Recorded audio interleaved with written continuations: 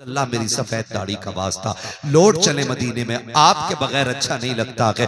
मेरे नबी ने कहा अबू बकर पीछे हो जाओ, मेरा और मेरी उम्मत का मामला है, आज रब को राजी कर लेने दो। अल्लाह अकबर। सरकार ने इतना कहा अबू बकर पीछे हट गए। हजरत गैरत वाले उस्मान गनी आ गए, या रसूल अल्लाह लौट चले। सबने कहा हुजूर ने इनकार कर दिया। आखिर में हजरत सलमान फारसी ने कहा सुनो सुनो, अगर हुजूर को लेके जाना है तो एक जात ऐसी है जिसकी आज तक कभी मुस्तफा ने नहीं डाली है, जाओ कोई जाके खातून जन्नत सैयदा तैयबा ताहिरा आबिदा साहिदा रकिया नकिया तकिया राकिया साजिदा कारिया आलिमा फाजिला मुफ्तिया हाफिजा सैयदा कायनात खातून जन्नत सैयदा फातिमा ज़हरा को बुला लाए। जब वो आ जाएंगे सरकार लौट चलेंगे। आओ मैं कहना चाहता हूँ, देखें हुजूर हमें कितना चाहते हैं। एक सहाबी दौड़े गए, खातून जन्नत के दरवाजे पे दस्तक हो रही है। कौन? कहा मैं सलमान फारसी हूँ। कहा कैसे आए हो? कहा सरकार का पता मिल गया है, लेकिन आका आने के लिए तैयार नहीं है, चलो आप मनाएंगी तो आ जाएंगे। अल्लाह अकबर। खातून जन्नत ने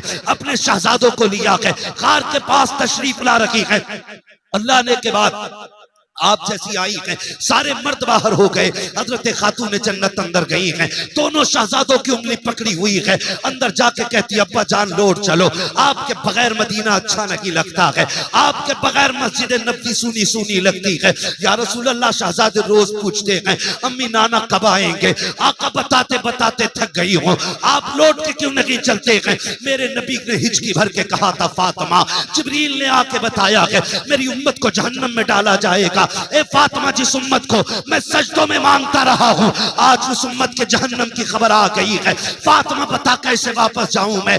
आज अपने रब को मना के जाऊंगा। खातून जन्नत कहती है या रसूल अल्लाह, ये देखो मेरा शहजादा हसन है, जिसकी विलादत पे आपने कहा था इसे जहर खिलाया जाएगा, जहर की वजह से इसकी शहादत होगी। आका फातिमा वादा करती है उस वक्त तक फातिमा जन्नत में नहीं जाएगी जब तक हसन के खून के बदले में आपकी उम्मत की बख्शिश की जमानत नहीं देगी।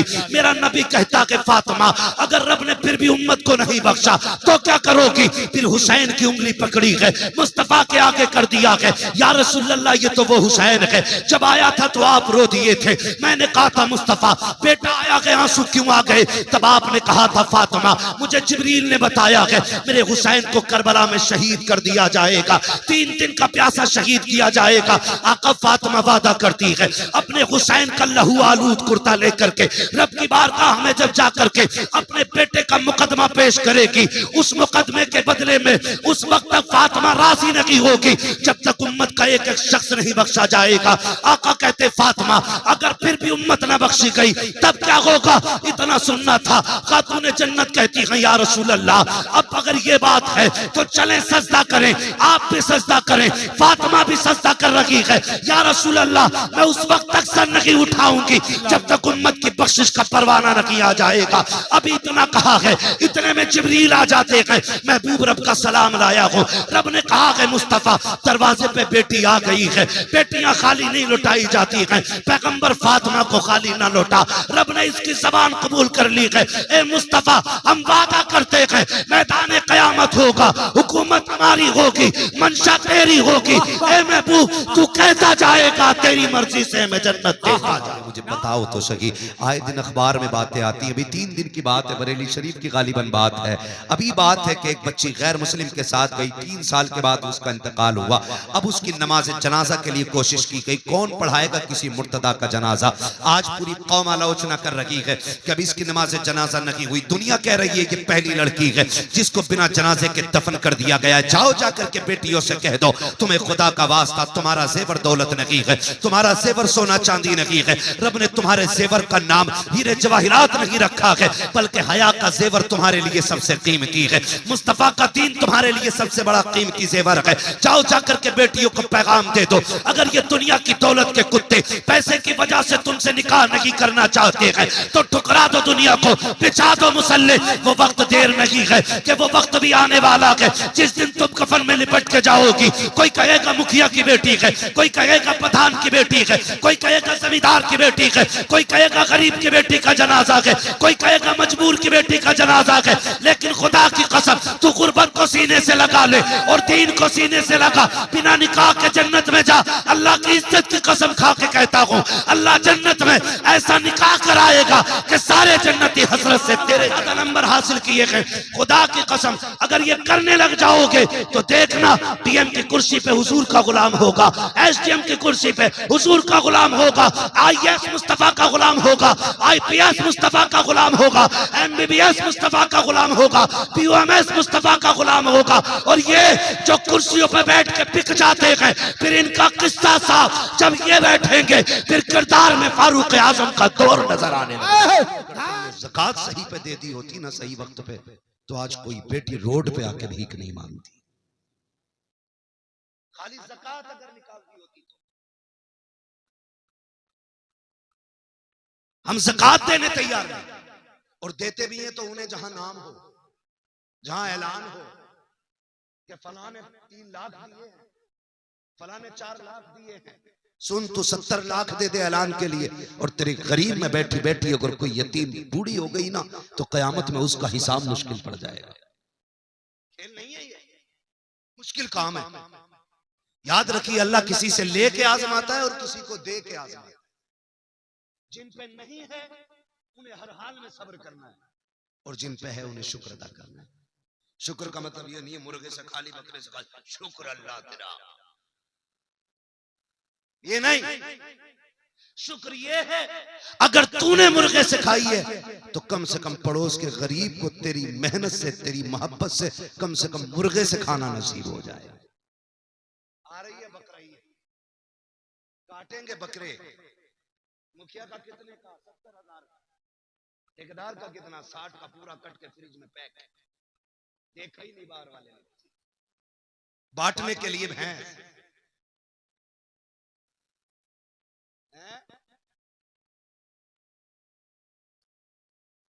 हाँ, यही तो मसला है। तो समझ रहे ना मेरी बात? जो मैं सिखाया है तेरी नस्ल पाक में है, बच्चा बच्चा नूर का, तू है आईने नूर तेरा, सब घराना नूर का। तो अभी आपने हजरत से गुफ्तगू सुन ली है। मेरी आपसे गुजारिश है, जितनी देर सुने मोहब्बतों के साथ सुने। बात अच्छी लगे तो सुभान अल्लाह कह सकते हैं, और ना भी कहेंगे तब भी चलेगा। बस ये है कि कोशिश ये करें कि बातें सर के कानों से नहीं, दिल के कानों से सुनेंगे इंशाअल्लाह, सुनेंगे इंशाअल्लाह। हजारों साल नरगिस अपनी बेनूरी पे रोती है, बड़ी मुश्किल से होता है चमन में दीदार पैदा। मेरे सामने अगर ये 1000 सर है, यानी 1000 लोग अगर इस महफिल में बैठे हैं, तो ये न समझें कि सिर्फ मेरा 1 घंटा खर्च हो रहा है, बल्कि मेरे और आपके सबके टाइम को मिलाया जाए तो 1 घंटे में 1000 घंटे खर्च हो रहे हैं। अपने इस वक्त को इतना कीमती बना दें। मैं कहता हूं कि ये इतना कीमती वक्त है कि अगर ये 1000 घंटे उठा करके किसी मस्जिद की तामीर में हम लगाएं, तो बुनियाद से लेकर के मेरे ख्याल से अगर इतने लोग लग जाएं तो मस्जिद तामीर होने तक अलग से किसी को मजदूरी पर रखने की जरूरत नहीं पड़ेगी। मैं मुबारकबाद पेश करता हूँ जलालपुर के तमाम जियाले नौजवानों को, जिन्होंने इस्लाह मुआशरा के नाम पर इस हसीन महफिल का इनेकाद किया। यकीनन बड़ी मेहनत लगती है एक जलसे को सजाने में। यही नहीं है पूरा जलसा के मौलवी आए, बैठे, बोले, चले गए। ये जलसे की उम्र नहीं है, बल्कि जब से जलसे की तारीख मुकर्रर की जाती है तभी से जलसे का आगाज हो जाया करता है। बेशुमार स्टेजों पे ऐसा होता है कि एक एक नकीब होता है। आज के मिंबर पे 2-2 नकीब बैठे हुए हैं। तो ये आपकी मोहब्बतों का नतीजा है। खुदा आपको भी सलामत रखे और हमारे इन तमाम उलमा को सलामत रखे। अजीज़ाने मिल्लत इस्लामिया, बस मुख्तसर से अंदाज में यूं समझें कि हम वो हैं जिनके लिए हुजूर ने रो रो करके जन्नत की दुआएं मांगी हैं। मैं ये कहता हूं कि अगर पूरी जिंदगी के एहसानात और इनामात अपनी जगह हो और सिर्फ ये सोच लें कि हम हुजूर की उम्मत में पैदा किए गए हैं, ये हमारे ऊपर सबसे बड़ा एहसान नजर आता है, क्योंकि हमें अल्लाह ने हुजूर की उम्मत में बनाया। आवाज आती है अपने महबूब की उम्मत में बनाया मुझको, शुक्र किस तरह करूं मालिक व मौला तेरा, शुक्र किस तरह करूं मालिक व मौला तेरा। लेकिन हाय अफसोस, सद अफसोस कि हम हुजूर के रिश्ते ही भूल गए, हम अपने ताल्लुकात ही भूल गए। हकीकत यह है कि हम सिर्फ जुमे के दिन टोपी लगाते, और जब जुमे के दिन हम कुर्ता पजामा और टोपी पहनते हैं तो एक इनकलाब पैदा होता है। अलग लगता है कि यहाँ मुसलमान रहते हैं। सोचिए अगर एक दिन टोपी लगाने में माहौल बदला बदला लगता हो, अगर 365 दिन हम टोपी लगाना शुरू कर दें, खुदा की कसम पूरे हिंदुस्तान का निजाम बदला बदला नजर आने लगेगा। आज हम दूसरों के रोने रोते हैं कि ऐसा हो रहा है, हमारे साथ वैसा हो रहा है, लेकिन बुरा न मानिए, सच यही है कि दिल के फफोले जल उठे सीने के दाग से, इस घर को आग लग गई घर के चिराग से। किसी की माँ ने इतना दूध नहीं पिलाया है कि हुजूर की उम्मती का एक बाल भी बेका कर सके। लेकिन माफ कीजिएगा, अगर हम जेलों का जायजा लें तो उसमें अक्सर वही लोग फंसे होंगे जिनको हमने खुद फंसाया होगा। अगर हम हॉस्पिटल्स देखें जाकर के तो वहां पे वही इमरजेंसी वार्ड में मिलेंगे जिनके सर हम ही ने फोड़े होंगे। अगर हम जुए और शराब के अड्डों को जाकर के देखें तो सबसे ज्यादा हुजूर का कलमा पढ़ने वाले आज नजर आते हैं। और ये मैं कोई हवाई फायर नहीं कर रहा हूँ, ये सच्ची बात है। मैं नेपाल गया था तो वहां का डीएसपी था, वो मिलने के लिए आया। उसने कहा मैंने तुम्हें कई बार सुना है, मैं आपसे इतना कहने के लिए आया हूँ कि शायद लगता है आपकी बात से कुछ असर हो, क्योंकि आप बात ऐसे करते हैं कि लोग समझ लेते हैं। तो अपनी कौम से कहिएगा कि बॉर्डर पे जितने लोग नशे के साथ पकड़े जाते हैं वो सारे मुसलमान ही क्यों होते हैं। ये एक सोचने वाली बात है कि जो नशे के साथ पकड़े जाते हैं वो हुजूर के उम्मती ही क्यों होते हैं। उसने कहा कि बॉर्डर पे जितने लोग अफीम वाले होते हैं वो सारे ही मुसलमान होते हैं, शराब की तस्करी करने वाले सारे मुसलमान होते हैं। तो मैं अर्ज करना चाहूंगा, अगर आज तज्जिया निगारी की जाए तो सबसे ज्यादा बर्बाद लोगों में हम ही लोग नजर आते हैं। मैं आगे से लेके पीछे तक एक एक नौजवान से ये मुद्दबाना गुजारिश करूंगा कि ये जो जलसा इस्लाह मुआशरा के नाम पे हुआ है, अल्लाह करे आइंदा साल जब ये जलसा हो तो लोग खुश होके आपके साथ खड़े हों और ये कह दें कि तुमने जो जलसा कराया था उससे इतनी तब्दीली आई कि जो लोग शराब के आदी थे वो वुजू का बचा हुआ पानी पीने लग गए थे। इतनी तब्दीली आ जानी चाहिए। लोग ये कहें कि जो लोग सुबह उठते ही गाने सुना करते थे, जब से हमारी बस्ती का जलसा हुआ है उसमें काफी तादाद में नौजवान गानों की बजाय सुबह उठ के हुजूर की नात के तराने सुनने लग गए। कहो क्या राय है, तैयारी रहेगी ऐसी इंशाल्लाह? एक दो बंदों ने हाथ उठाया है, मैं देख रहा हूं माशाल्लाह सारे ही लोगों के उठ गए। याद रखिएगा, जो नसीहत कबूल करना नहीं चाहते हैं उनके लिए फिर बड़ी से बड़ी जबान भी कोई हैसियत नहीं रखती है। और जो इस नीयत से आके जलसों में बैठा करते हैं कि कुछ अगर अच्छी बात लगेगी तो दिल पे लिखेंगे, तो फिर उनके लिए नसीहत दीवार पे भी लिखी हो तो वो ये नहीं देखते कहाँ लिखा है, वो ये देखते क्या लिखा हुआ है।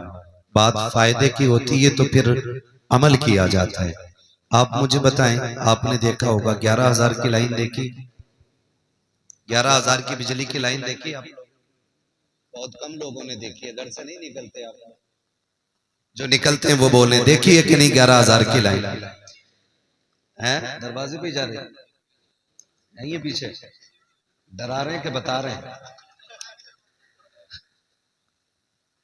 तो देखिए ना 11,000 की लाइन, उसमें कुछ फीट ऊपर जाकर के क्रॉस का निशान लगा होता है और उसके ऊपर एक खोपड़ी बनी होती है। क्या मतलब होता है इसका? कि इसके ऊपर अगर गए तो बोले, अभी सब नहीं बोल रहे हैं, इसके ऊपर इधर वाले लोग ना बोले, फिर मैं इन्हें कैमरे वालों को देख के बोलूं, बोल सकते हैं क्या मतलब होता है उसका? कोई चढ़ा उससे ऊपर, क्यों? क्योंकि निशान खतरे का है। अब अगर कोई बंदा वहां ये कहे जी यहां तो सैयद साहब खड़े ही नहीं है, ये तो खंबे पे निशान है, हम क्यों माने? और चढ़ जाए 11,000 की लाइन पे, फिर क्या होगा?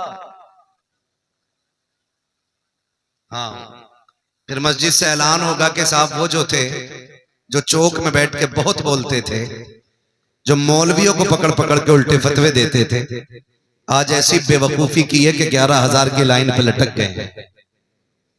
यही होना है कि नहीं? तो मेरा कहने का मतलब यह है कि हम अक्लमंद उसको तस्लीम करते हैं कि जो दीवार पे लिखी हुई सही बात को मान ले, ना कि उसको जो सही बात को छोड़ के दीवार को गलत कहने लग जाए। तो आप ये सोच के न सुने कि भाई हमारे जैसा बंदा कह रहा है, ये सोच के सुने कि बातें किसकी हो रही है। कयामत का दिन होगा, नफसी नफसी का आलम होगा, अमल तोले जा रहे होंगे। हालत ये होगी कि जन्नती जन्नत में जाएंगे और जहन्नमी जहन्नम की तरफ। तो बाज हुजूर के उम्मती ऐसे होंगे जिनको फरिश्ते जहन्नम की तरफ लेके जाएंगे, तो कुछ फरिश्ते उन्हें देख के रोने लग जाएंगे। तो ये जो बंदा जहन्नम की तरफ जा रहा होगा ना, ये कहेगा तू क्यों रो रहा है, जहन्नम में तो मैं जा रहा हूं। फरिश्ता कहेगा मुझे तुझसे कोई लेना देना नहीं। का फिर रोया क्यों? कर रो इस बात पे रहा हूं, हुजूर की उम्मत में होके जा कहां रहा है। क्या बात है, बेशक कि रो इस बात पे रहा हूं कि हुजूर की उम्मत में होके कहां जा रहे हैं हम लोग। यानी कि अगर हुजूर की उम्मत में होके भी जन्नती ना हो सके तो फिर हम क्या करेंगे। मैं जानता हूं गुनाह हमारी खसलत है, नाफरमानी हमसे हो जाती है, लेकिन अल्लाह ने दरवाजे रखे हैं। फरमाया अगर गुनाह हो जाए तो वो कहता है एक बार तौबा कर ले, मैं तेरे पिछले सारे ही माफ कर दूंगा। लेकिन माफ कीजिएगा, बढ़ती उम्रों में हमें बर्थडे मनाने का शौक तो है, बुढ़ापे में कमर झुक गई है, लेकिन कह रहा है 61वां बर्थडे है अब्बा का। जी बेशक। अब्बा को दूल्हा बनाया, जिससे रोटी नहीं कटती उसको दूल्हा बना के बैठा दिया। कहा क्या हुआ? कहा आज अब्बा का 61वां जन्मदिन है। और अब्बा भी बड़ा खुश है, हाथ सीधे नहीं पड़ रहे, यूं हाथ कांप रहे, और चाकू से वो केक काट रहा, केक भी सीधा नहीं कट रहा है। और फिर कह रहा फिर ताली बजाई जाती है, गुब्बारे फोड़े जाते हैं। मैं पूछना चाहता हूं, उम्र 61 के पार हो गई है, एक बार तो इतना बताओ क्या 61 साल में तुम्हें सिर्फ जन्मदिन याद रहा? हमें ये ख्याल आया कि नहीं आया? हमने 61 साल में अपने रब को राजी किया कि नहीं किया है? अपने रब को रोके दिखाया कि नहीं दिखाया है? हमने 60 साल में कितने बड़े बड़े गुनाह किए हैं, कितने लोगों के हक मारे हैं, कितने लोगों को चौक में जलील किया है, कितने लोगों को रुसवा करके हमने अपने आप को बड़ा जाहिर किया है। कभी ये ख्याल आया कि नहीं कहीं मुझसे किसी का दिल तो नहीं टूट गया होगा? कभी ये ख्याल आया कि तो नहीं कि मुझसे किसी पे हक तो नहीं मारा गया होगा? खुदा की कसम खा के कहता हूं, एक नहीं 1000 हज लेकर के आप कब्रिस्तान चले जाइए, अगर किसी का 1 रुपया आपने मार लिया है, अगर किसी का 1 पीसा जमीन मार ली है, अगर 4 इंच किसी की जमीन में आपने 1 मैंड बढ़ा दी है, 1000 हज अपनी जगह है, बंदे का हक अपनी जगह है। अल्लाह उस वक्त तक जन्नत नहीं देगा जब तक एक एक पैसे का हिसाब बराबर नहीं करा लेगा, इसलिए कि उसका निजाम है वो हुकूकुल्लाह को माफ कर सकता है, लेकिन हुकूकुल इबाद को बिना सजा के माफ नहीं कर सकता। नारे तकबीर, नारे रिसालत, पैगामे मजहब इस्लाम, मसलके आला हजरत, इस्लाहे माशरा कॉन्फ्रेंस। सुभान अल्लाह। बहुत है सारे लोगों को माफ कीजिएगा, हज का दौर चल रहा है। सान भाई गए नहीं है ना, जाएंगे नहीं, आप ही ने ऐलान किया कि दुआ के बाद हम जाएंगे। सलामत रहें, पहली बार आज ही कह रहे हैं मेरे साथ जाएंगे। तवज्जो है सारे लोगों की? हाँ, बहुत गौर से मेरी बात सुन लीजिएगा। हज का दौर चल रहा है, अल्लाह सबको हुजूर का मदीना दिखाए। जोर से कह दो आमीन। सलामत रहे माशाल्लाह। आप कहेंगे बात हज की कही और बात मदीने की कर रहे हैं, तो चूंकि हम आला हजरत वाले लोग हैं और आला हजरत फरमाते हैं काबे का नाम तक न लिया तैबा ही कहा, पूछा था हमसे जिसने कि नौजत किधर की है। भैया से बंद कर लेते, बंद कर। हाँ, पूछा था हमसे जिसने कि नौजत किधर की है। तो हज का दौर भी चल रहा है, हाथ जोड़ के गुजारिश कर लीजिए, जब भी जाना मदीने हलाल के पैसों से जाना है। ऐसा ना हो भतीजों की 5 बीघे बेच के तुम हज को जाओ। अल्लाह दौर बड़ा नाजुक है। पैसे की भूख ने अंधा कर दिया है उन्हें, जी इतना अंधा कर दिया हजरत, इस पैसे की वजह से भाई भाई का नहीं रहा, हक है। बाप बेटे का नहीं रहा, खानदान खानदानों में दीवारें खड़ी हो गई। वो जो जिनकी दांत कटी रोटी रहती थी आज गले काटने पे तुले हुए। अल्लाह मैं गलत नहीं कह रहा हूं, अगर मार्केट में किसी की जमीन आ गई है ना तो मजाल है कोई 4 इंच दीवार टेढ़ी कर ले। मैंने तो यहां तक देखा मकान बिगड़ जाता है लेकिन दीवार लोग सीधी नहीं करने देते, जबकि ये तिरछी जमीन किसी के काम की नहीं। ओ हाजियों, नमाजियों, 7 वक्त की नमाज पढ़ने वालों, मस्जिद में सफेद कपड़े पहन के जाने से कमाल नहीं होता है, मस्जिद में दिल साफ करके ले जाने में सबसे बड़ा कमाल होता है। हक है। सुभान अल्लाह। मस्जिद में दिल साफ होना चाहिए। पर मैं कंडीशन ये बैठा यूं याद पड़ रहा है, करवट में झांक रहा, कौन है मेरी करवट में? कई बार मैंने देखा जाके खड़े हो ना तो ऐसे कन्या के देखना आया कौन है, बताओ ऐसी नमाज से कोई फायदा? बोलो, ये कड़वी सच्चाई है। अभी सैयद साहब क़िबला ने कहा कि जन्नत यहां मुफ्त नहीं बट रही है, जन्नत मुश्किल है। तो कंडीशन नमाज में भी ना कन्या के देख रहे। अगर ईद के दिन गया है ना तो ईदगाह में ना सबके दामन देख रहे इसने कौन से कपड़े पहने। अगर अपने कपड़े अच्छे हैं ना तो जानबूझ के कहता तुमने कपड़े कहां से लिए ताकि वो मेरे देख ले। ये कंडीशन हमारी इबादतों की। बताओ वो नमाजें कबूल होंगी कि जिसमें एक दूसरे को पढ़ते पढ़ते छोटा दिखाया जा रहा है, या फिर वो नमाजें कबूल होंगी जिसमें सजदे में सर कटाया जा रहा है? हम खड़े कहां हैं? हमारे पास एक तो नमाज है ही नहीं, और अगर है भी तो वो किसी को छोटा दिखाने की है, किसी से बढ़ जाने की है, या खुद को आला दिखाने की है, दूसरे को जलील करने की है। ऐसी नमाजों से फायदा क्या है? मैं गलत नहीं कह रहा हूं। मस्जिद में जाते हैं जो इमाम लोग हैं तस्दीक करेंगे, यूं जाके सब में टोला मार रहा है, क्योंकि आज जो है ना उसने कलफ लगे कपड़े पहने। वो कह रहा है इमाम साहब इसमें धूल निकल रही है, झाड़ू नहीं लगी थी। तो पहली बात सुने, मस्जिद का इमाम किसी के बाप का नौकर नहीं, मस्जिद का इमाम सिर्फ रसूल पाक का नौकर होता है। उससे कहते कि भाई ये धूल निकल रही है मस्जिद में, झाड़ू नहीं लगी। जब बंदा इस तेवर में बात करता है तो मशीयत का नकीब आवाज दे के कहता नादान, ये जो सब की धूल है ना ये एक लोटे से भी धुल सकती है, ये जो मिट्टी लगी है ये एक बाल्टी पानी से धुल जाएगी, लेकिन जो मैल तू दिल में लेकर के आया है ये 7 समंदर से भी नहीं धुलेगा। अगर मेरी मस्जिद में आना है तो इस मिट्टी को साफ न कर, उस मैल को साफ कर जो दिल के अंदर है। मालिक वो कैसे साफ होगा? तो मशीयत का नकीब कहता है जब दुनिया सो रही हो तो मुसल्ले बिछा दे, अपने गुनाहों की फहरिस्त दे, मुझे रो के दिखा दे, मैं तेरे गुनाहों को साफ करके दिखा दूं। सुभान अल्लाह, सुभान बहुत गुनाह साफ करके बहुत। लेकिन हम तो मस्जिद की सफाई इसलिए नहीं करते क्योंकि हम सेठ हैं, हम मुखिया हैं, हम प्रधान हैं। सुनो भाई, मुखिया हो या प्रधान हो, मैंने रिश्तों के लिए सबको परेशान देखा है। छोटा इसलिए परेशान है कि जहेज में देने के लिए कुछ नहीं है। माफ कीजिए, अब हमारी बरादरी में ये चलन इतना चल गया है कि 10-10, 15-15 लाख की निबांडे हो रही हैं। और जिनकी रोड में जमीन आ गई है ना तो वो तो छत पे चढ़ के मूत रहा है।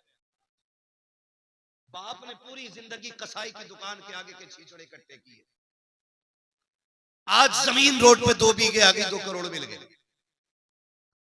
तो अब दूसरे की हैसियत ही कोई नहीं।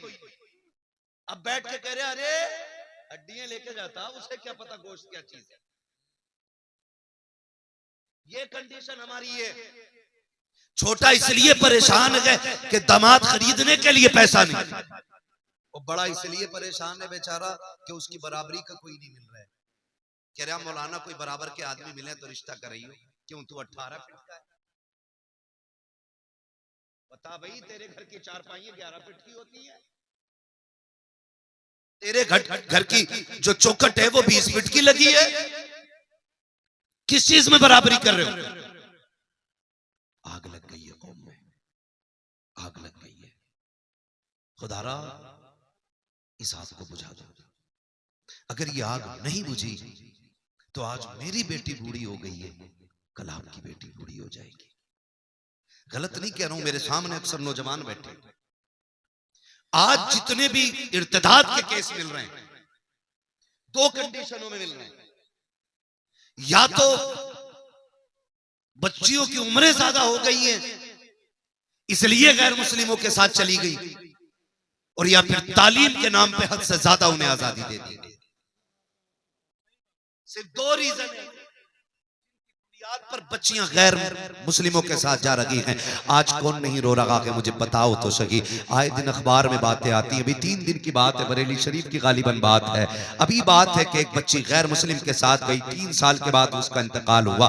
अब उसकी नमाज जनाजा के लिए कोशिश की गई, कौन पढ़ाएगा किसी मुर्तदा का जनाजा। आज पूरी कौम आलोचना कर रही है कि अभी इसकी नमाज जनाजा नहीं हुई। दुनिया कह रही है कि पहली लड़की है जिसको बिना जनाजे के दफन कर दिया गया। जाओ जाकर के बेटियों से कह दो, तुम्हें खुदा का वास्ता, तुम्हारा जेवर दौलत नहीं है, तुम्हारा जेवर सोना चांदी नहीं है, रब ने तुम्हारे जेवर का नाम हीरे जवाहिरात नहीं रखा है, बल्कि हया का जेवर तुम्हारे लिए सबसे कीमती है। मुस्तफा का दीन तुम्हारे लिए सबसे बड़ा कीमती जेवर है। जाओ जाकर के बेटियों को पैगाम दे दो, अगर ये दुनिया की दौलत के कुत्ते पैसे की वजह से तुमसे निकाह नहीं करना चाहते हैं तो ठुकरा दो दुनिया को, बिछा दो मुसल्ले। वो वक्त देर नहीं है कि वो वक्त भी आने वाला है जिस दिन तुम कफन में लिपट के जाओगी। कोई कहेगा मुखिया की बेटी है, कोई कहेगा प्रधान की बेटी है, कोई कहेगा जमींदार की बेटी है, कोई कहेगा गरीब की बेटी का जनाजा है, कोई कहेगा मजबूर की बेटी का जनाजा है। लेकिन खुदा की कसम, तू गुर्बत को सीने से लगा ले और दीन को सीने से लगा, बिना निकाह के जन्नत में जा। अल्लाह की इज्जत की कसम खा के कहता हूँ, अल्लाह जन्नत में ऐसा निकाह कराएगा कि सारे जन्नती हसरत से तेरे जनाजे। नारे तकबीर, नारे रिसालत, फैज़ाने गौसे आज़म, इस्लाहे माशरा कॉन्फ्रेंस, पैगामे मजहब इस्लाम, हजरत अल्लामा मुफ्ती हम्माद रजा मुरादाबादी। नारे तकबीर। बहुत अच्छा मुफ्ती साहब, बहुत जरूरी है आज सबसे पहले ये काम करें। जन्नत में कितने लोग जाना चाहते हैं बता दे जरा, हाथ उठा के। सब जाना चाहते हैं, उठाएं सारे हाथ उठा ले, हाथ उठा ले। या अल्लाह जितने लोगों ने हाथ उठाए हैं सबको हुजूर के सदके में जन्नती बना दे। मेरे हुजूर फरमाया करते थे जब भी हाथ उठे अल्लाह से जन्नत मांगना। आज ना माफ कीजिएगा हमारे मेंबर से मिजाज खराब हो गया है। हम ही ने कहा ना हमें तेरी जन्नत की जरूरत नहीं है। कहा कई बार तो इतने बड़े बड़े शेर पड़े गए, मुझे देखकर जहन्नम को भी आ गया पसीना। इतने बड़े बड़े शेर पड़े गए, जन्नत मुझे देखकर जहन्नम को भी आ गया पसीना। वो जहन्नम है, तुम्हारे घर की भट्टी नहीं है। ये तो कयामत में पता चलेगा। जिसने देखी नहीं जहन्नम वो कह रहा है मुझे देखकर जहन्नम को भी आ गया पसीना, और जो जहन्नम देख के आया ना उस नबी की जिंदगी देखो। आए ना एक दिन जिब्रील आ गए, या रसूल अल्लाह जहन्नम देख के आए। मेरे हुजूर फरमाते क्या देखा? कहते मैंने आदम की उम्मत को जहन्नम में देखा है, मैंने शीश की उम्मत को जहन्नम में देखा, मैंने दानियाल की उम्मत को जहन्नम में देखा है, मैंने इब्राहिम की उम्मत को जहन्नम में देखा, मैंने इस्माइल की उम्मत को जहन्नम में देखा। बताते आ रहे हैं, बताते आ रहे हैं। जब बारी हुजूर पे आ गई ना रुक गए। सुनो जरा, सोचा करो, कभी लेट गए आके रुक गए। हुजूर फरमाते आगे बोलो ना। कहते हुजूर हिम्मत नहीं हो रही। आका कहते हैं जिब्रील बता मेरी उम्मत भी थी जहन्नम में। वो कहा था तुम्हारे ही लिए था गुनाहगारों सियाहकारों, ये शब भर जागना और रात भर रोना मोहम्मद का। आका कहते मेरी उम्मत को भी देखा? जी या रसूल अल्लाह। का फिर बोलते क्यों नहीं? का महबूब मैं तेरे दिल को जानता हूं, जब उम्मत का पता चलेगा तो आप बेकरार हो जाएंगे, इसलिए हुजूर में बताना नहीं चाह रहा था। हुजूर कहते मेरी उम्मत को भी देखा? कहा हाँ। उठे और रोते हुए मदीना छोड़ दिया, रोते हुए मदीना छोड़ दिया। और जिसने नहीं देखी वो कह रहा है ना मुझे देखकर जहन्नम को भी आ गया पसीना। 3 दिन हो गए। और याद रखें वो सहाबा जिनका तसव्वुर ही हुजूर के बगैर नहीं था, 3 दिन हुजूर को नहीं देखा, बेकरार हो गए। शोर मच गया, हुजूर नहीं मिल रहे, तलाश जारी हो गई। किसी ने कहा जाओ बाहर देखो। एक सहाबी ढूंढते ढूंढते जंगल में आ गए। एक चरवाहा बकरियां चरा रहा था, उससे कहा तूने मेरे महबूब को देखा? उसने कहा मैं तुम्हारे महबूब को नहीं जानता हूं, कोई निशानी हो तो बताओ। तो सहाबी ने कहा था जब वो बोलते हैं तो लबों से फूल झड़ा करते हैं, जब वो चलते हैं तो खुदा की रहमतें निसार होती हैं। उसने कहा मैंने तो ऐसे बंदे को नहीं देखा, लेकिन इतना पता है 3 दिन हो गए ये जो सामने वाली गार है ना, इसमें कोई रो रहा है और इस दर्द से रो रहा है कि जब वो रोता है ना मेरी बकरियां चरना छोड़ देती हैं। कभी रोए हम हुजूर के लिए? कभी नहीं ना। वो कहते हैं कि जब वो रोता है ना तो मेरी बकरियां चरना छोड़ देती हैं, लेकिन उसकी आवाज का कमाल ये है कि जब पलट के जाती है तो दूध हर दिन से ज्यादा दिया करती है। वो तड़प गए, हो ना हो ये मेरे महबूब ही होंगे। जाके देखा सरकार सजदे में और रो के कहते रब्बे हबली उम्मती, रब्बे हबली उम्मती। हुजूर सर उठाए, हुजूर ने फरमाया ना, आज मेरा और मेरी उम्मत का मामला है। मैं आज अपने रब से खुशखबरी लेने आया हूं। उस वक्त तक नहीं जाऊंगा जब तक उम्मत की खुशखबरी मुझे नहीं मिल जाती है। वो दौड़ गए, मदीने में आके कहने लगे अबू बकर सुनो, उमर सुनो, उस्मान सुनो। हुजूर मिल गए। कहा कहाँ है? कहा जंगल में। सारे सहाबा जंगल की तरफ दौड़े। हुजूर हालत सजदा में हैं। अबू बकर सिद्दीक रोते हुए आगे बढ़े, या रसूल अल्लाह मेरी सफेद दाढ़ी का वास्ता, लौट चले मदीने में, आपके बगैर अच्छा नहीं लगता है। मेरे नबी ने कहा अबू बकर पीछे हो जाओ, मेरा और मेरी उम्मत का मामला है, आज रब को राजी कर लेने दो। अल्लाह अकबर। सरकार ने इतना कहा अबू बकर पीछे हट गए। हजरत गैरत वाले उस्मान गनी आ गए, या रसूल अल्लाह लौट चले। सबने कहा, हुजूर ने इनकार कर दिया।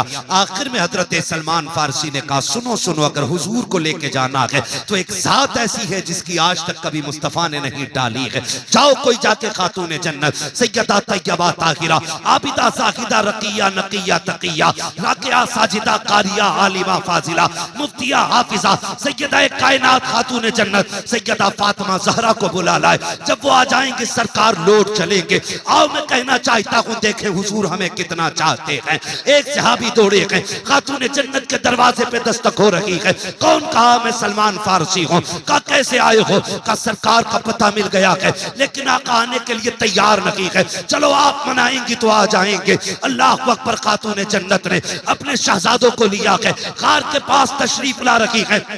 अल्लाह ने के बाद आप जैसी आई है, सारे मर्द बाहर हो गए। हजरत खातून जन्नत अंदर गई हैं, दोनों शहजादों की उंगली पकड़ी हुई है। अंदर जाके कहती अब्बा जान लौट चलो, आपके बगैर मदीना अच्छा नहीं लगता है, आपके बगैर मस्जिद नबवी सुनी सुनी लगती है। या रसूल अल्लाह शहजादे रोज पूछते हैं अम्मी नाना कब आएंगे? आका बताते बताते थक गई हूँ, आप लौट के क्यों नहीं चलते हैं? मेरे नबी ने हिचकी भर के कहा था फातिमा, जिब्रील ने आके बताया है मेरी उम्मत को जहन्नम में डाला जाएगा। ए फातिमा, जिस उम्मत को मैं सजदों में मांगता रहा हूँ, आज उस उम्मत के जहन्नम की खबर आ गई है। फातिमा बता कैसे वापस जाऊं मैं? आज अपने रब को मना के जाऊंगा। खातून जन्नत कहती है या रसूल अल्लाह, ये देखो मेरा शहजादा हसन है, जिसकी विलादत पे आपने कहा था इसे जहर खिलाया जाएगा, जहर की वजह से इसकी शहादत होगी। आका फातिमा वादा करती है उस वक्त तक फातिमा जन्नत में नहीं जाएगी जब तक हसन के खून के बदले में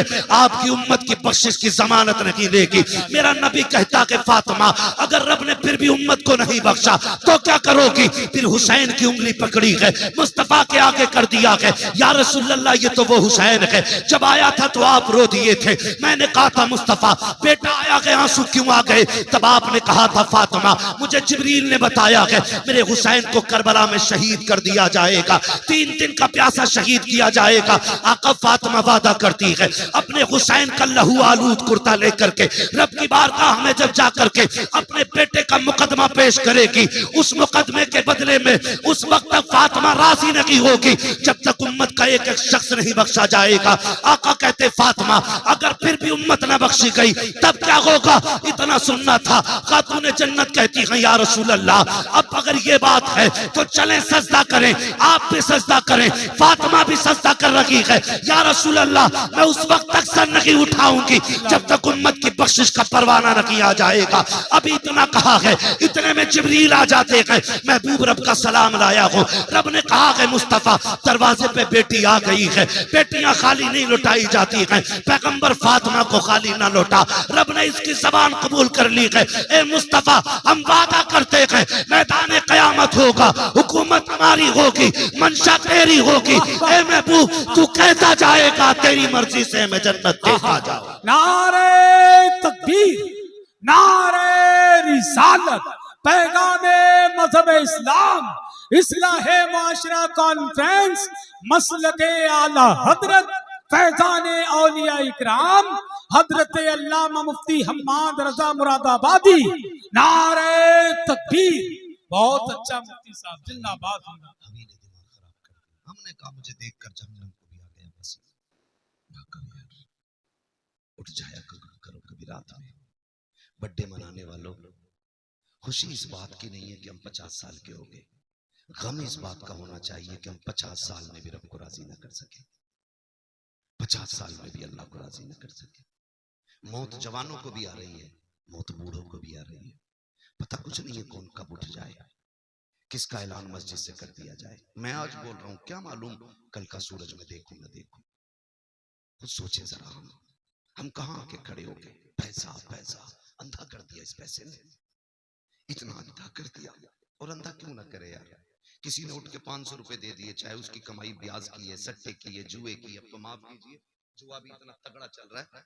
अभी क्या है वो मैच में चल रहा है, कौन सा सट्टा लगाते हैं वो, ड्रीम 11 है ना, सबको अब याद है। हज कितने दिन होता है, बस जवान बोले, बूढ़ा कोई ना बोले। हज कितने दिन होता है, क्या बात है। हमें ड्रीम 11 याद है और हज के दिन याद नहीं है। ये कंडीशन है हमारी कौम की, माफ कीजिएगा। लोग कहते हैं बड़ा तरक्की कर गया जमाना, मैं कहता हूं वो अंधेरा ही भला था कि कदम राह पे थे, रोशनी लाई है मंजिल से बहुत दूर हमें। नौजवानों, इस ड्रीम, क्या ड्रीम है, ड्रीम 11 इसने अंधा कर दिया नौजवानों को, है ना। 1-1 करोड़ का लालच, वो जवान उसी पे बैठा है, उसी पे बैठा है। अगर 1 करोड़ मिल भी गए तो सारे ही हराम के, बोलो क्या करना है, सारे ही हराम के। और इमाम गजाली से किसी ने कहा था, हुजूर दुआएं क्यों कबूल नहीं होती। आपने फरमाया 2 काम करो दुआएं कबूल होने लग जाएंगी। कहा क्या, आपने फरमाया जब भी बोलना सच बोलना, जब भी खाना हलाल खाना। 2 काम कर लो, हाथ तुम्हारे उठेंगे, मकबूलियत की जमानत खुदा की बारगाह से मिल जाएगी। सोचे जरा, 2 काम करने थे, एक हलाल खाना था और एक हलाल कितना % हम खा रहे हैं, हाथ नहीं उठवाऊंगा। खुद अपने दिल पे हाथ रख के फैसला करें, हम जो खा रहे वो हलाल है। हराम वही नहीं है जो चोरी करके लाया जाए। 1 किलो की जगह 900 ग्राम जो तोल रहा है वो भी हराम खा रहा है। हाँ? और जो 1 लीटर में 5 सेंटीमीटर कम नाप रहा है वो भी हराम खा रहा है। जो घटिया माल को बड़ी लाइट लगा के महंगा करके बेच रहा है धोखा दे करके, वो भी हराम खा रहा है। जो किसी का दिल दुखा के मजदूरी में चोरी करके ला रहा है वो भी हराम खा रहा है। मालिक देख रहा तो कर रहे हैं, नहीं देख रहा तो बैठ गए, वो भी हराम खा रहा है। अब हिसाब लगाने कितना हलाल खा रहे हैं। सही बता रहा हूं, आका करीम ने इरशाद फरमाया जो हराम खा के पलेगा बढ़ेगा अल्लाह उसे जहन्नम का ईंधन बनाएगा। और हमने जन्नतें बांटी, पीर साहब को 500 रुपए देख लिए और हजरत कह रहे जिसे जन्नती देखना हो मुखिया को देख लिया। सही बता रहा हूं, हम 500 रुपए में जन्नत बांटने लग गए, हम 1000 रुपए में जन्नतें बांटने लग गए। मैं अर्ज कर रहा था अगर 100 साल के हो गए ना तो खुशी इस बात की नहीं है कि 100 साल के हो गए, गम इस बात का होना चाहिए कि अल्लाह को राजी न कर सके। और वो इतना करीम है, इतना करीम है, इतना करीम है कि 70 माओं से ज्यादा प्यार करता है। कितना प्यार करता है, 70 माओं से ज्यादा खुदा प्यार करता है। लेकिन कभी उसके कर्म को समझा, कभी जाना नहीं ना, कभी नहीं जाना, कभी सोचा भी नहीं उस करीम को आवाज दे, कभी सोचा भी नहीं उस रहीम को आवाज दे। वो इतना करीम है, इतना करीम है, इतना करीम है कि 70 माएं अपने लाल से मिलकर के उतना प्यार नहीं करती जितना एक रब अपने बंदे से प्यार करता है। उसके कर्म को अगर समझना तो यूं समझे, बाप बेटे का रिश्ता कैसा होता है, बोलो, बहुत गहरा होता है। बाप बेटे पे नहीं बोल रहे हो, माँ बेटे का, इस पे ज्यादा बोल गए। बताओ माँ, हक माँ का ज्यादा कि बाप का? है? किसका ज्यादा है हक? माँ का नहीं बाप का होता है। हुजूर ने फरमाया यही हमने कहीं ना कहीं मिस्टेक की है। पूरी जिंदगी माँ की अजमतें बयान की तो लड़कों ने अम्मा गोद में रख ली, अब्बा गेट के बाहर। सही बात है ना? हमने कहा माँ के कदमों के नीचे जन्नत, और अब्बा को समझा ही नहीं। हुजूर ने फरमाया जन्नत तहता क़दामी उम्महातिकुम, जन्नत तुम्हारी माओ के कदमों के नीचे। जन्नत माँ के, बोले जरा, माँ के डरे नहीं, माँ के। मैं ऐसी कोई बात नहीं कहलवाऊंगा जो गलत आपके मुंह से निकले। मैं चाहता हूं जब भी निकले सही निकले मुंह से। जन्नत माँ के कदमों के नीचे। फरमाया गया अगर ये माँ बाप के कुर्ते पे लगे एक धब्बे को झाड़ दे, अल्लाह 70 नेकियां अता फरमाता है। कितनी नेकियां? बोलो यार। 70 नेकियां। आप बता, जिसके कुर्ते का एक धब्बा झाड़ दे, वो जिसके कदमों के नीचे जन्नत है, अल्लाह एक धब्बा झाड़ने के बदले में 70 नेकियां देता है। बता, अगर माँ का इतना बड़ा मकाम है तो फिर बाप का कितना बड़ा मकाम होगा। आज माफ कीजिएगा, घरों में जो आग लग रही है ना, उसकी सबसे बड़ी वजह है कि औलाद को माएं ऐसा ट्रेंड कर रही हैं कि बुढ़ापा आते आते बेटा बेटा नहीं, बेटा बाप का दुश्मन बन जाता है। पता क्या कह रही हैं? ये कहती है माएं, तुझे क्या पता लल्ला तेरे बाप ने कितने धक्के दिए हैं मुझे, तुझे क्या पता कितने मुश्किल में वक्त काटा मैंने तेरे बाप के साथ। और याद रखिएगा, बच्चों की तबीयत माँ की तरफ ज्यादा माइल होती है, क्योंकि माँ का साथ बच्चे को ज्यादा मिलता है। बाप तो पूरी जिंदगी कमाने में निकाल देता है, लेकिन वो कहती है लल्ला तुझे क्या पता कितने धक्के उठाए हैं, तुझे क्या पता कितनी गालियां तेरे बाप ने बोली हैं, तुझे नहीं पता तेरा बाप मुझे कपड़े नहीं बनाता था बेटे, मैं फटे कपड़े सिल के पहना करती थी। इससे बेटों की जिंदगी में जहर घोला जाता है, बेटे को बाप के खिलाफ खड़ा किया जा रहा है। आओ दुनिया की माओ को मैं एक चैलेंज देना चाहता हूँ, लाए कोई हाजरा जैसी माँ ला करके दिखा दे। कौन हाजरा जिसने इस्माइल जैसे फर्जंद को जन्म दिया हो? कौन हाजरा जिसने जद्दुल अंबिया हजरत इब्राहिम खलीलुल्लाह की ज़ौजियत का शरफ हासिल किया हो? खुदा की कसम तारीख गवाह है, जब अल्लाह के खलील उनको बेआबो गयाह वादी में छोड़ के जा रहे थे, हालत ये थी कि जहां पे चरिंद परिंद का निशान नहीं है, जहां पे कोई आबो गयाह नहीं है, जहां पे कोई हालात पूछने वाला नहीं है, ऐसे माहौल में छोड़ के जाने वाला खलील थोड़ी सी खजूरें दे करके, थोड़ा सा पानी दे करके जब मोड़ा था, अल्लाह के खलील ने जब सवारी को मोड़ा था, हजरत हाजरा ने तोड़ के दामन पकड़ के कहा था खलील बताते तो जाओ, यहाँ किसके सहारे छोड़ के जा रहे हो? यहाँ कोई आबादी भी नहीं है, यहाँ पे कोई बस्ती भी नहीं है, और क्यों छोड़ के जा रहे हो? वजह क्या है? हजरत इब्राहिम ने मुड़ के बीवी की तरफ देखा, आंखों से आंसू आ गए। अल्लाह का खलील है, जबान से कुछ नहीं कह सका, इसलिए कि रब की तरफ से इजाजत नहीं थी, कुछ बोला नहीं जाएगा। जब रोके दिखाया, हाजरा समझ जाती है मेरा खलील रब के फरमान पे अमल करता है, जो भी कर रहा होगा रब की मर्जी से कर रहा होगा।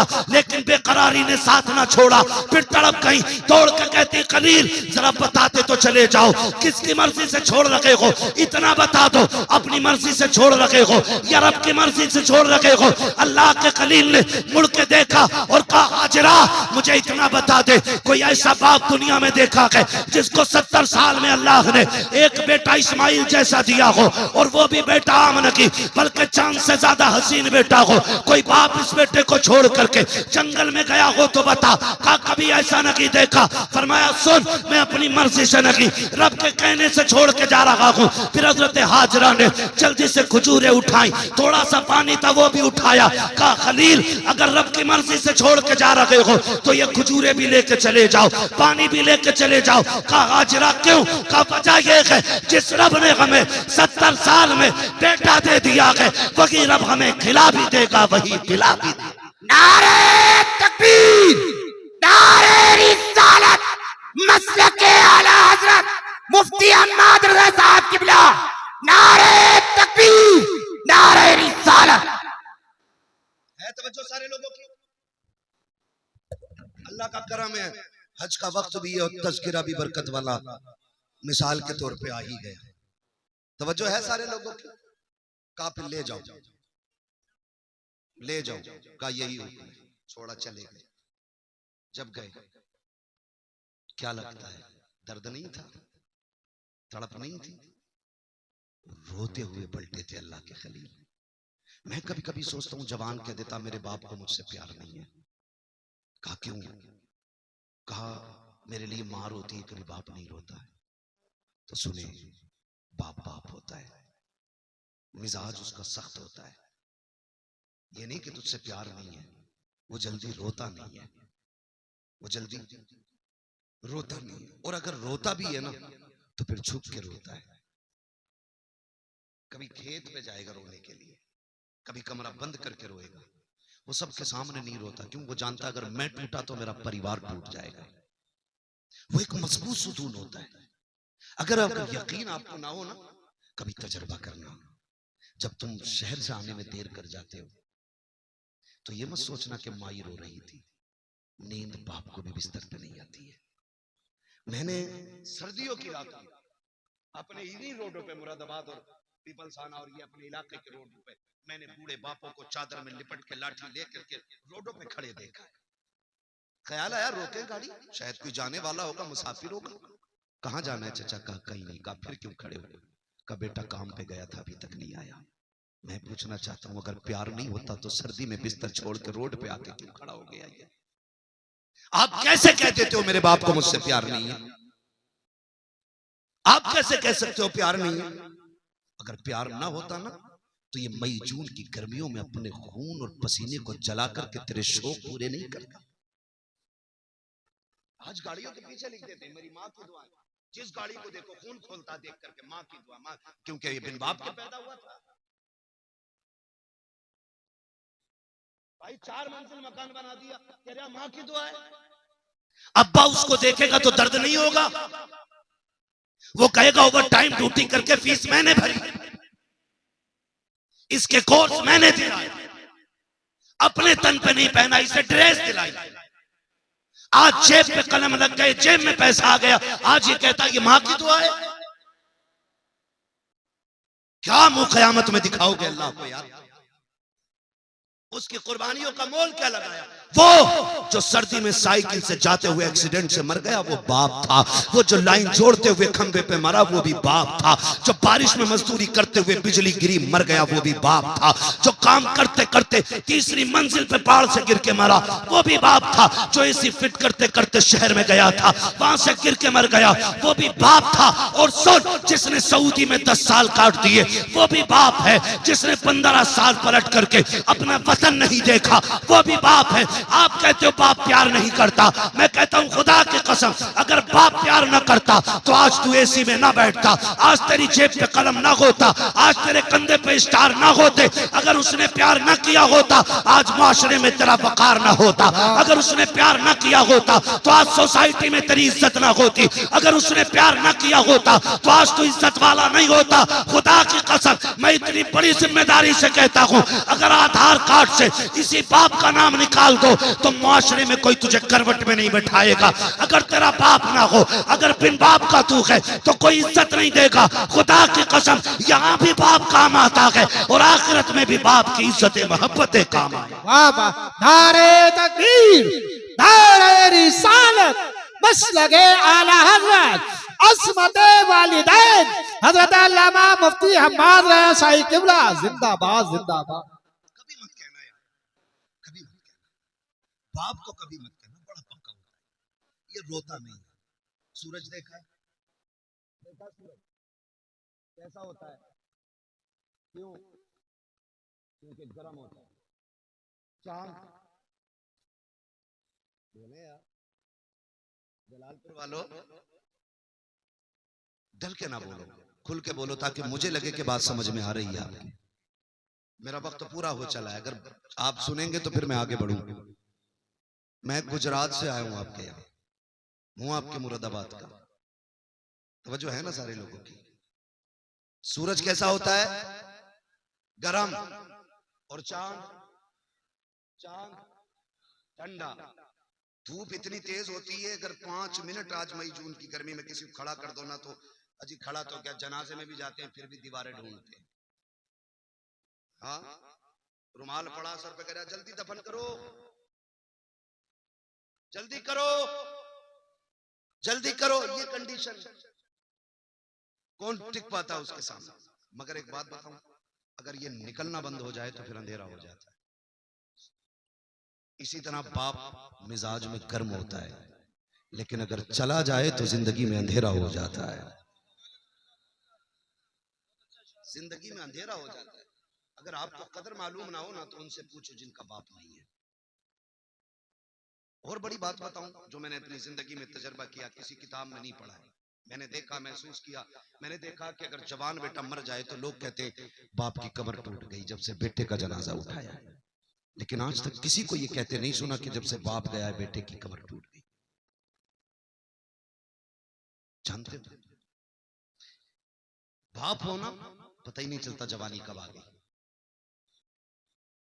पता ही नहीं चलता, पूरे दिन लूडो में लगाए पड़ा। हमारी कौम की कंडीशन ये, सारे अंगूठा छाप, साइन करेगा कहना अंगूठा लगाऊंगा, और 6 घंटे लूडो खेल लिया बिना हटे। 6 घंटे बैठे पैसे लगा रहे हैं, जुआ चल रहा है ना, जमीनें बिक गई। ओ भाई, जुए से निकलो, जुए से निकलो। हमारे इलाके में IAS IPS कितने है, कोई हिसाब? एक है ना, जुआरी कितने? ये कंडीशन। वजह इसकी क्या है कि हमारे पास दौलत है, हम उसका नाजायज फायदा उठा रहे हैं। नौजवानों, अल्लाह की दी हुई रोजी की कदर करो। हुजूर ने फरमाया रिज्क की इज्जत करना। अगर ये रूठ गया ना रिज्क, तो एड़ी रगड़ के मर जाओगे, एक लुकमा नहीं खा सकते हो। इसकी इज्जत करना। आपके पास पैसा है ना, तो जुए में क्यों लगा? आपके पास दौलत है ना, तो बर्बाद क्यों कर रहे हो आप अगर अमीर हैं तो मैं, कमेटी वाले लोग बैठे हैं, कितने लोग हैं कमेटी वाले? हाँ माशाल्लाह, खड़े हो जाएंगे आप लोग, अगर तकलीफ ना हो तो खड़े हो जाए। हाँ, जो कमेटी वाले बस वो खड़े हो जाए, मैं थोड़ी सी बात कर लूं। अल्लाह आपको सलामत रखे, खुदा करे तबलीग के साथ हमें अमल की भी अल्लाह तौफीक दे। आपसे मेरी इतनी गुजारिश है, ये कमेटी सिर्फ जलसे की कमेटी नहीं रहनी चाहिए। आपकी कमेटी सिर्फ जलसे की कमेटी नहीं, हुजूर के दीन की कमेटी बन जानी चाहिए। और दीन की कमेटी का मतलब मैं आपसे क्या कहना चाह रहा हूं जानते हो? आपने जैसे जलसा करने के लिए चंदा किया है, वैसे ही अगर आपको पता चल जाए कोई बच्ची यतीम है, उम्र निकल रही है और निकाह का इंतजाम नहीं है, एक चंदा जलसे के लिए किया है, एक चंदा गरीब बच्ची के लिए भी करना है इंशाल्लाह, करेंगे इंशाल्लाह। एक बात, दूसरी बात ये है, आप अपने पूरे गांव के पढ़ने वाले बच्चों पर ध्यान दें।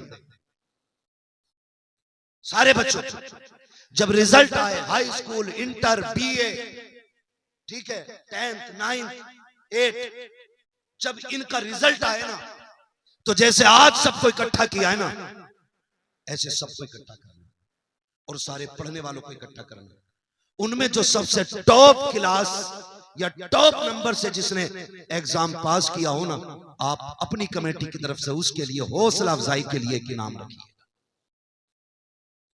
चाहे आप एक कलम ही देना, मैं ये नहीं कहता आप लैपटॉप देना, मैं ये नहीं कहता आप उनको 10-20 हजार का पैकेज दें, एक कलम ही देना, उनकी हौसला अफजाई करना और बताना गांव वालों ये वो है जिसने सबसे ज्यादा नंबर हासिल किए हैं।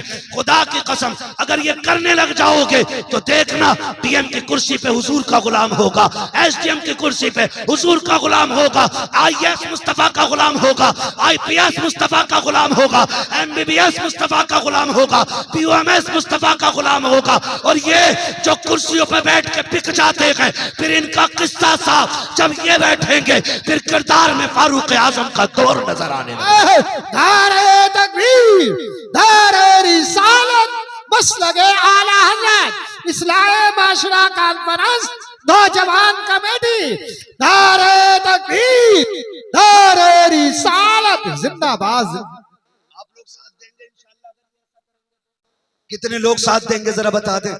देखो कमेटी वालों, सारे ही हुजूर के गुलाम बैठे, तुम अकेले नहीं हो, तुम कदम बढ़ाओ। वो कहा था किसी ने उठ बांध कमर क्यों डरता है, फिर देख खुदा क्या करता है। अभी मसला क्या है ना, अभी ये कि जी ये मसला मेरे घर का नहीं है, अभी ये मेरा मसला नहीं है, ये कलवा का मसला है, ये बुरा का मसला है। किसी का नाम हो तो बुरा ना मानो, अपने इलाके में बैठ जाइए, बैठ जाइए। हाँ, ये आपको याद रखना है जो मैंने बात कही है, करेंगे ना इंशाअल्लाह। हाँ कीजिएगा, ताकि किसी गरीब की दुआ मिल जाए, किसी कमजोर बच्चे की दुआ मिल जाए। खुदा सलामत रखे सारे लोगों को। ये कमेटी वाले लोग और आप सबसे गुजारिश है, करेंगे इंशाअल्लाह ये सारे काम। हाँ आप साथ दीजिएगा, सच में हक में नेकी में एक दूसरे का साथ दिया करो। ये नहीं जी मैं मुखिया हूं मैं क्यों करूं, ये नहीं मैं वो हूं मैं क्या करूं, मैं ऐसा हूं मैं क्या करूं। जानते हो हजरत उमर फारूक आजम आदि दुनिया का बादशाह, हजरत उमर फारूक, हजरत अबू बकर सिद्दीक 12 लाख मुरब्बा मील का मालिक है, और हजरत उमर 22 लाख मुरब्बा मील के मालिक। हजरत अबू बकर सिद्दीक 12 लाख मुरब्बा मील के मालिक। लेकिन जानते हो जब हुजूर का विसाल हुआ, हजरत अबू बकर सिद्दीक बैठे, एक गली उठे, गली से गुजरे, घर से ना बच्ची निकली, और उसने आके कहा अबू बकर, कहा क्या, कहा हम बड़े परेशान हैं, 3 दिन हो गए कुछ नहीं खाया है। कहा क्यों, कहा जब हुजूर थे ना तो हमारे घर की बकरियों का दूध निकाल देते थे, जब से हुजूर गए हैं ना कोई हमारी बकरियों का दूध निकालने वाला नहीं, बच्चे छोटे हैं, और हमारे घर में जो खातून है वो बूढ़ी है। अबू बकर सिद्दीक ने कान में कहा किसी से न बताना, रोज मैं आ जाया करूंगा। 12 लाख मुरब्बा मील का मालिक रोज जाके सुबह शाम बकरियों का दूध निकाल के उनको पिला के आता है। आज हम क्यों निकले जी, हम क्यों निकले जी? नहीं, आज उम्मत परेशान है, आज हम इस मकाम पे खड़े हैं, और याद रखिएगा हम जानते हैं पूरा हाल क्या है, आप फैसला नहीं कर पाएंगे, उलमा जानते हैं आज उम्मत की क़यादत करने वाला कोई, आज हम जिस जगह पे खड़े, आज कोई हमारे जख्म पे पट्टी वक्त करने वाला कोई नहीं, आज क़यादत के नाम पे हमारे लिए उंगली कटाने वाला कोई नहीं। वो दौर और था जो हुसैन पूरी उम्मत के लिए निकल गए थे। तो मैं तो कभी कभी सोचता हूँ लोग हज के लिए जा रहे हैं, लोगों ने कहा बड़े हज पे जा रहे हैं, बड़े हज पे जा रहे हैं। फिर मुझे ख्याल आया, मैंने कहा ठीक है अल्लाह ने हज फर्ज किया, मैं इसकी तौहीन नहीं करता, जिस पे फर्ज है वो फर्ज हज अदा करे, ये अपनी जगह। लेकिन मुझे याद है कि इन्हीं हजों के दिनों में ना दुनिया हज करने मक्का आ रही थी, और मेरा हुसैन मक्का छोड़ के करबला जा रहा था। किसी ने पूछा था सब हज करने आ रहे हैं और आप काबा छोड़ के जा रहे हैं? आपने फरमाया था ये अपनी जन्नत बचाने आ रहे हैं, मैं हुजूर की उम्मत बचाने जा रहा हूं।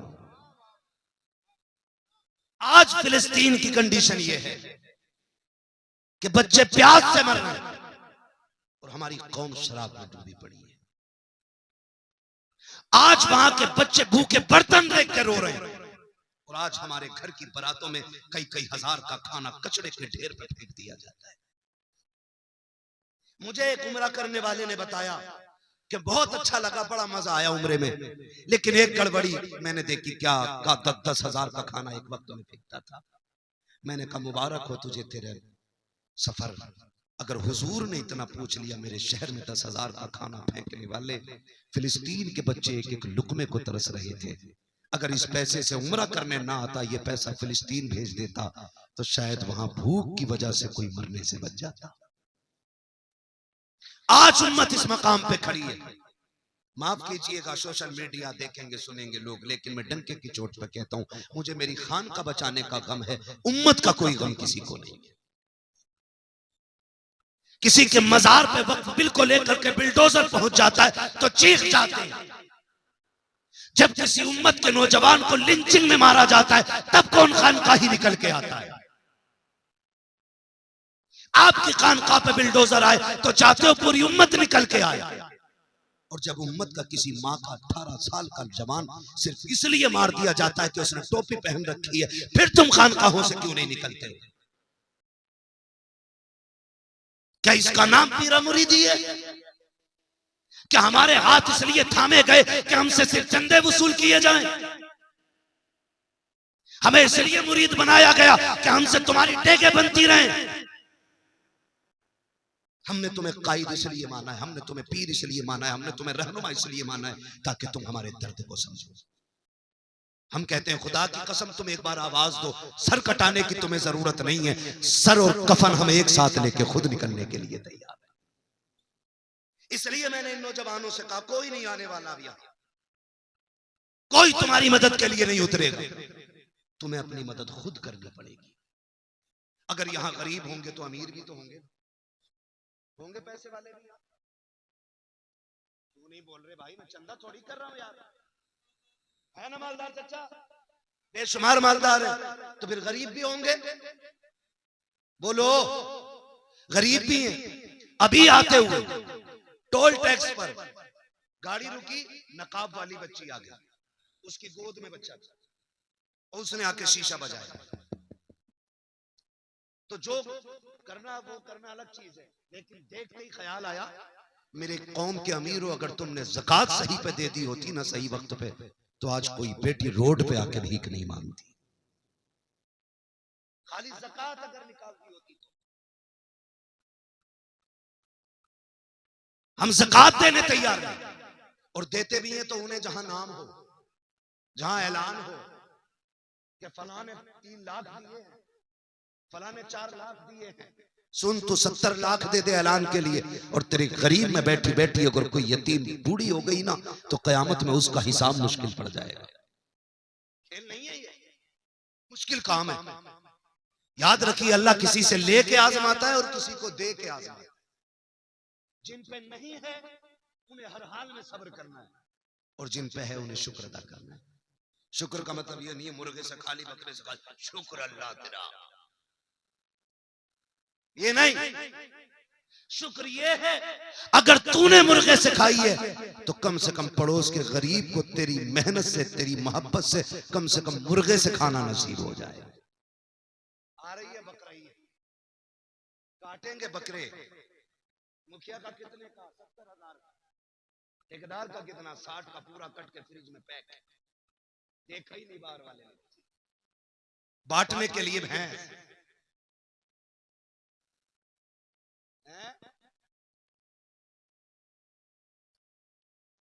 हाँ, यही तो मसला है। तो समझ रहे ना मेरी बात जो मैं कहना चाह रहा हूं। मेरी